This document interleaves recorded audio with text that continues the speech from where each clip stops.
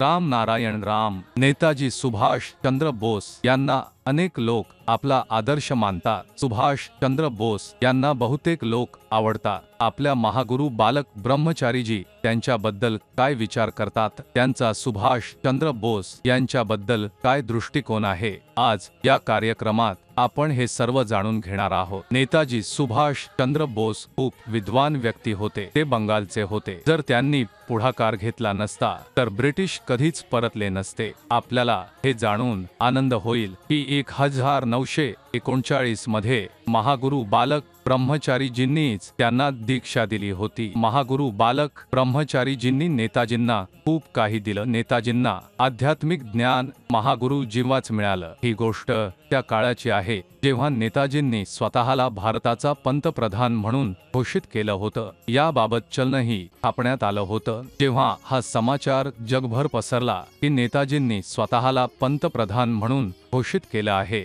तेव्हा अनेक देशांनी त्यांना स्वीकारलं होतं। पण जर्मनी, रशिया आणि जपानच्या समर्थनाने ब्रिटिश आणि अमेरिकेने त्यांचा बहिष्कार केला होता, कारण नेताजी एक प्रामाणिक आणि बलवान व्यक्ती होते। नेताजींनी आझाद हिंद फौज उभारली। त्यांनी ब्रिटिशांवर हल्ला केला तर ब्रिटिश कधीच पळून जाणार नाही। आपल्याला स्वातंत्र्य मिळवून देण्यात नेताजींची सर्वात महत्त्वाची भूमिका होती। संतान दलाच्या बाबतीत बोलायचं तर या पृथ्वीवर, आकाशात, सृष्टीत, संपूर्ण ब्रह्मांडात जे काही आहे, जसं असंख्य ग्रह, तारे, जीवजंतू, वनस्पती, प्राणी, परमाणू आणि अणु सर्व संतान दलाच्या अंतर्गत आहे। जिथे जिथे जीवित प्राणी आहे ते सर्व संतान दल कुटुंबाचे सदस्य आहेत। आणि ब्रह्मांड राम नारायण रामच्या पूर्णता, अखंडता आणि संपूर्णतेचे दुसरे नाव आहे राम, म्हणजे आकाश, अनंत, संपूर्ण ब्रह्मांड आणि परम सृजनकर्ता। नारायण म्हणजे या ब्रह्मांडातील सर्व तारे आणि ग्रह आणि दुसरा राम म्हणजे आपण सर्व जीवजंतू, वनस्पती, धुळीचे कण आणि सर्व जीवित प्राणी, आपली चेतना आणि विवेक। राम नारायण रामचा एक भाग आहे जो आपल्याला जीवन जगण्याचा योग्य मार्ग दाखवतो। आपला विवेक आपल्याला योग्य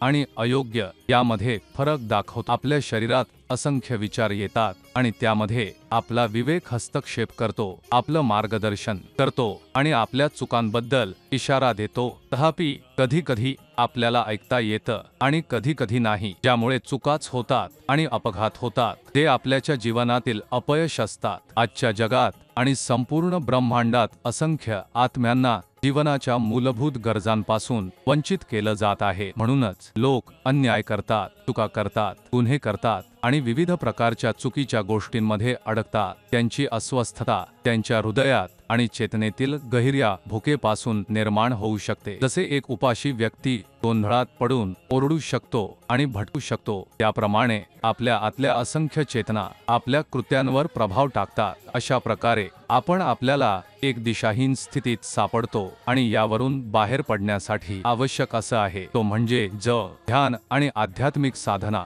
आणि असे उपाय जे आपल्या चेतनेशी जोडायला मदत करतात। फक्त त्याच वेळी जगात, निसर्गात, समाजात आणि शरीरात समता येईल। ही समता टिकवून ठेवणं हेच संतान दल कुटुंबाचं काम आहे, जे एक संपूर्ण जागतिक कुटुंब आहे। संतान दल कुटुंब आपल्याला निसर्गाचे सत्य आणि सिद्धांत एका धाग्यात बांधून निरंतर पुढे जात आहे। तर तुम्ही सर्व जॉईन व्हा राम नारायण राम मध्ये आणि तुमचं संपूर्ण जीवन सुधारित करा। या बीज मंत्राशी जोडून तुमच्या जीवनात नक्कीच अत्यंत सकारात्मक बदल होतील। तुम्हाला स्वतःशी साक्षात्कार होईल, ऊर्जा निर्माण होईल। राम नारायण रामच सर्वांच्या जीवनाचा सार आहे।